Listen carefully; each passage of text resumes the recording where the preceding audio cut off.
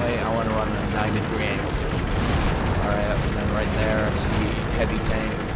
Can't really do anything about it. All I can do is say, hey, look, there's a heavy tank here, and it's not here anymore. And let's see what else can I do here. So yeah, there's our guys pushing. And I'm just gonna go around and light this guy up a little. Actually, I don't even need to light this guy up because that guy's going before me. But it's an anti-tank, so what I can do is sort of get up in here. So, no, never mind. Too late. I was too slow. As you can see, artillery just demolished his ass. Because that's what artillery does. It just demolishes things. Oh, fuck. I am so going. Yep. Damn it. Tank treads damaged. Move faster. Yeah, if I stop moving for a hot second, I'm dead, as you guys just saw. If I'm not running around like a madman, then I am downright dead. Crap. He managed to get me because I was going too slow. I was only going like 30-something kilometers at that point. Most tanks, if they've pumped up their crew, they can easily hit something that's going 30 kilometers, which is why you want to be going at least 40 or more. So yeah, right here you can see the first heavy tank that Russia made. On the side it says for the motherland, I guess, or as it would be translated into English. But yeah, it's just like little details like that that make this game pretty goddamn awesome. Like they took the time to model each of these tanks in complete detail. Like you can see, there's like toolboxes on the side, the exhaust stacks.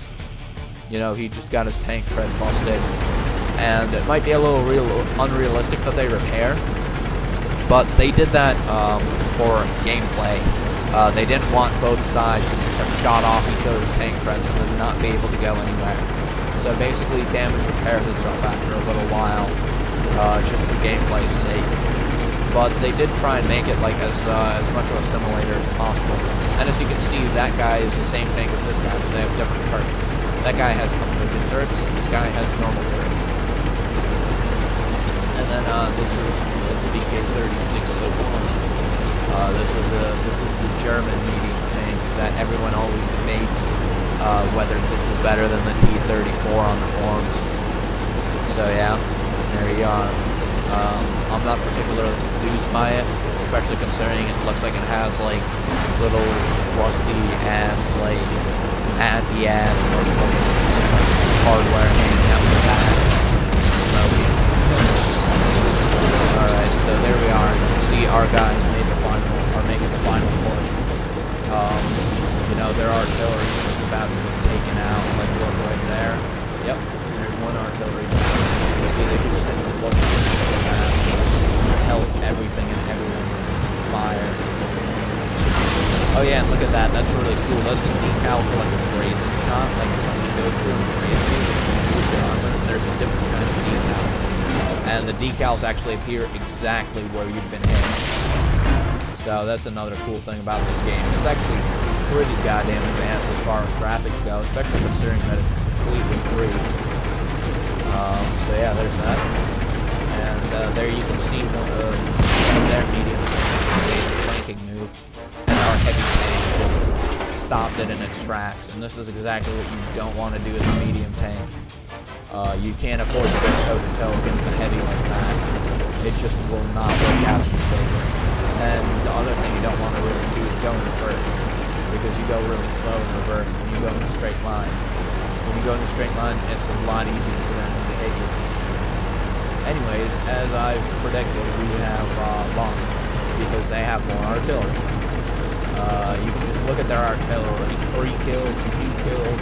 Like that alone is responsible for like half of their kills. And that's not even counting the auxiliaries. Meanwhile, our kills are mostly made by a heavy tank. We have like 1 kill from our artillery before it got taken out. So yeah, so now we just have this one Joker right here that's just like trying to like stay alive and do something. I don't know what the hell I don't know what his deal is. He's outnumbered quite severely. like 6-1, and apparently he's trying to do something, and I don't think he's actually going to be able to do it. He just blew his load before we even had a firing solution on that guy, and there's an anti-tank. So yeah, he's pretty damn screwed right now. Again. Oh wow, he even missed that shot. Alright. Yeah, he's done for, no question about it. This is like the heavy tank dildo position. They just both ram into each other, point turrets, and just spam that one, hoping to hit something. And there you go. And there's the Su-152, which is also an anti-tank. So as you can see, we lost. I didn't accomplish much.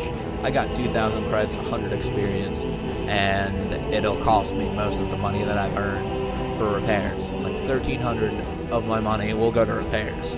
So I actually earn the same exact amount from this tank as I do with the BT2 when I lose versus when I win with the BT2.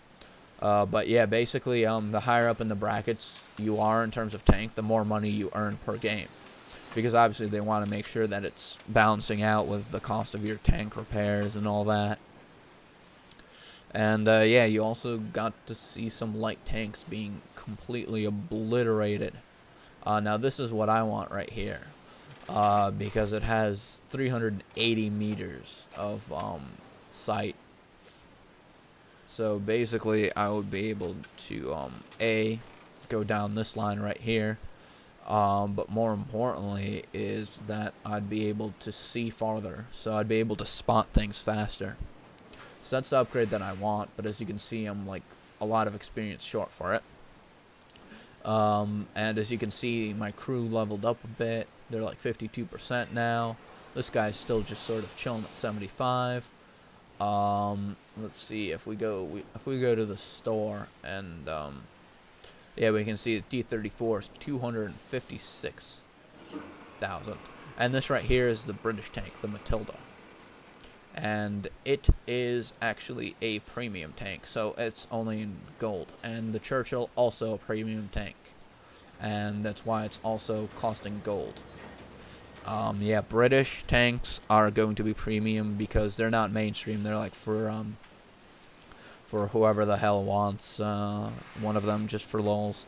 Also, you can see that heavy tanks cost a lot more. Like, look at this. The cheapest one, the Tier 5, 300,000. Now, if we go over to the medium tanks, Tier 5, 256,000. It's expensive to maintain one of these, and the final one costs you 6 million credits. And that's not even counting its upgrades. Like, yeah, not even counting its upgrades. Its upgrades would be, like, ridiculous. And the most expensive medium tank right here, Tier 8, $2 million bucks. That's what I really want to get to. And yeah, as you can see, I'm moving towards the T-34. I'm actually really close to it. So that's that. Also, if I wanted to, I could use my free experience right here. If I got 3,000 free experience to unlock the next piece of artillery and keep going down this thing. This is the Tier 5 artillery, Tier 4 artillery. Artillery, pretty damn awesome. The other cool thing is that you can get this baller ass piece of artillery just from going down this branch for a little bit. So you can see the heavy tank branch gives you a couple of options. Like you can skip the KV-3 if you wanted to and just go straight to the S after going through the 1C. So yeah, there's some options in the branches. The Germans right now have a lot more options than we do. Yeah, there's their Tier 4 light tank, the Leopard. Tier 3 is the Lukes. So basically what I'm piloting is the equivalent of a Leopard right now. And either way, they suck. And then the Hummel is the best artillery that they have versus our Su-8. So that's in the same tier, but we have more tiers of artillery. And yeah, you can see that if you go down there, this path, you get a medium tank right away, right? And then you get to continue down the medium tanks. Then you can jump medium tanks over here, and just keep going down the medium tank branch, being in a light tank for only 2 tiers. Meanwhile, as the Russians, you have 1, 2, 3, 3 whole tiers of being in a light tank before you get your first medium tank in this branch. And the cool thing is that this is the best medium tank that they have, so they can just go straight down a path of mediums to their tank. Yeah. I bitch and moan a lot. Whatever. Yeah, what I was here for, though, is I wanted to see, yeah, there's no upgrades for it whatsoever. Meanwhile, this thing, you can see, it'll cost you 178,000 experience just to unlock the next tank. Yeah, but this is my intended path.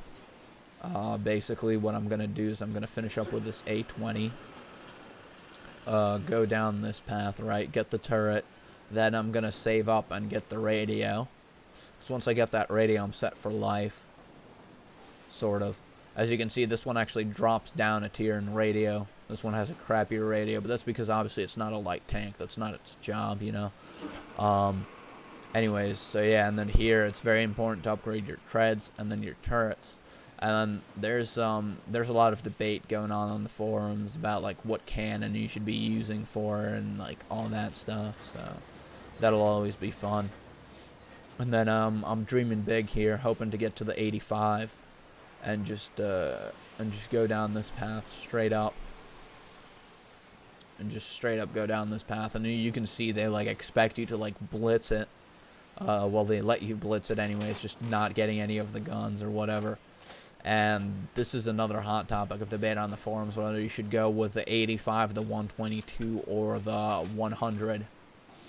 And like there's people on each side, but people are like, oh, 100's best, blah blah blah. Anyways, then you get to the 43, pretty baller. And then the final destination is the 44, which I would assume is just ridiculous. I mean, it's basically a modern tank. It has a 122mm cannon. Nothing much you can do about that. So yeah, there's my little A20. And I think this is where I'm going to end this little segment of gameplay. More to come later.